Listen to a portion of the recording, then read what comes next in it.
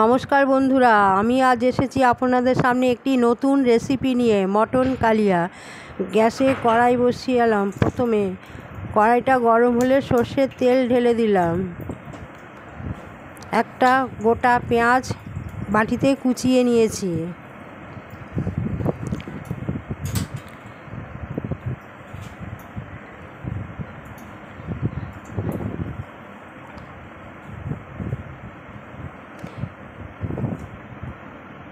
তেলটা গরম হলেও দুটো পেঁয়াজগুলো সব দিয়ে দিলাম কড়াইতে।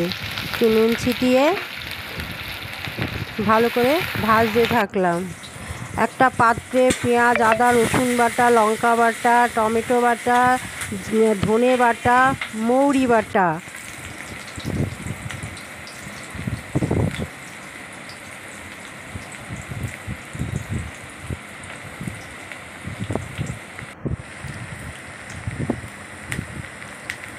পেঁয়াজটা ভালো করে ভেজে নিলাম।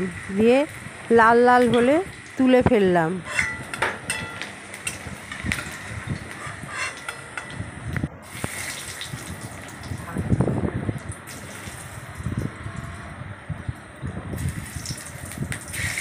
ওই তেলের মধ্যে গোটা গরম মশলা দিয়ে দিলাম, এলাচ, লবঙ্গ আর দারচিনি দিয়ে পেঁয়াজ আদা বাটাটা দিলাম, কাঁচা লঙ্কা, আদা বাটা, টমেটো বাটা,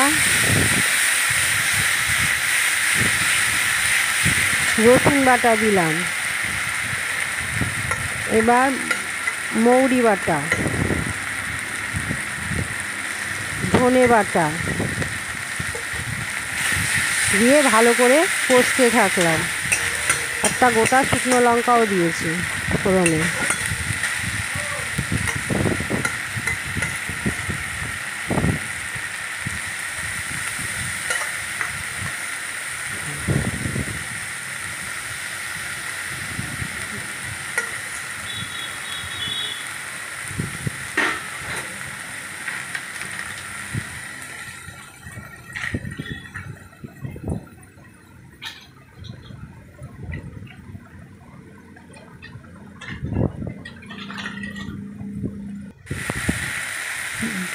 জিরের গুঁড়ো দিলাম।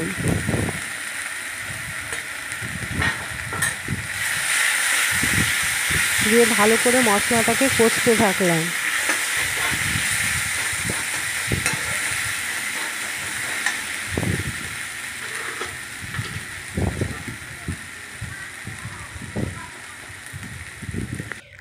নুন দিলাম, হলুদ দিয়ে দিলাম, দিয়ে আবার কষতে থাকলাম।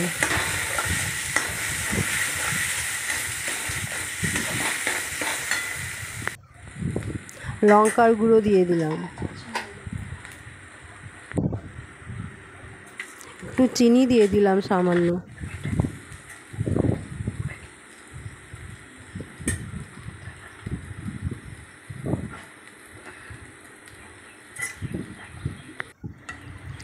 এবার ফাটানো টক দই দিয়ে দিলাম, হাফ কাপ মতো।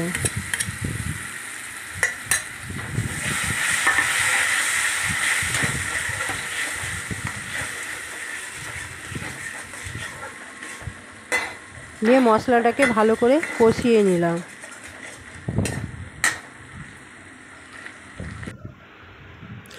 মটন সেদ্ধ করে রেখেছিলাম আদা রসুন বাটা দিয়ে।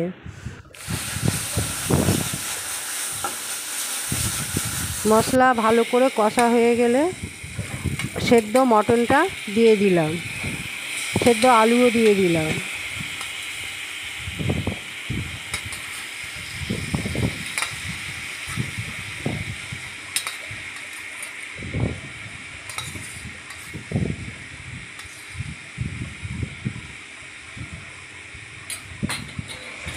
দিয়ে ভালো করে মশলার সঙ্গে মিশিয়ে নিলাম।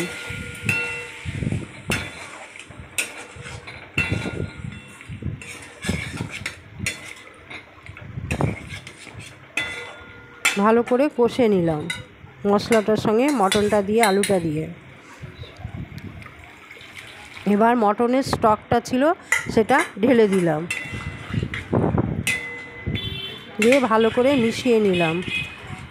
মটনের সাথে মশলা দিয়ে, স্টক দিয়ে, আলু দিয়ে সব একসঙ্গে ভালো করে নাড়াচাড়া করে মিশিয়ে নিলাম।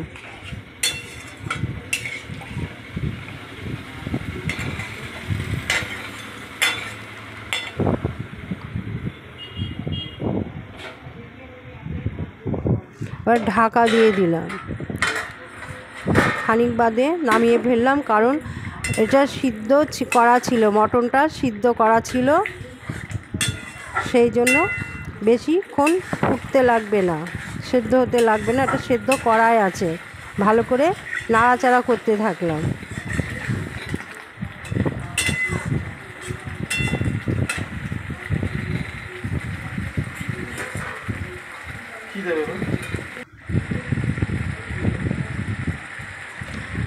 যে ভাজা পেঁয়াজটা তুলে রেখেছিলাম খানিকটা ছড়িয়ে দিলাম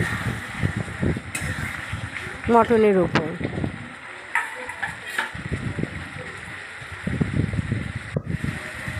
এবার একটু ঘি ছড়িয়ে দিলাম।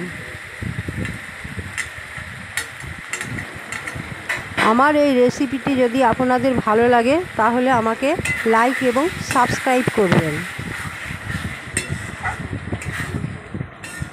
এটি করে খেয়ে দেখবেন মটন কালিয়া কেমন হয়েছে, আমাকে কমেন্ট করে জানাবেন কেমন হয়েছে।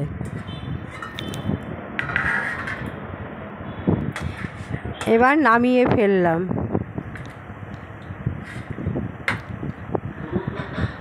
ওপরে ভাজা পেঁয়াজ একটু ছড়িয়ে দিলাম।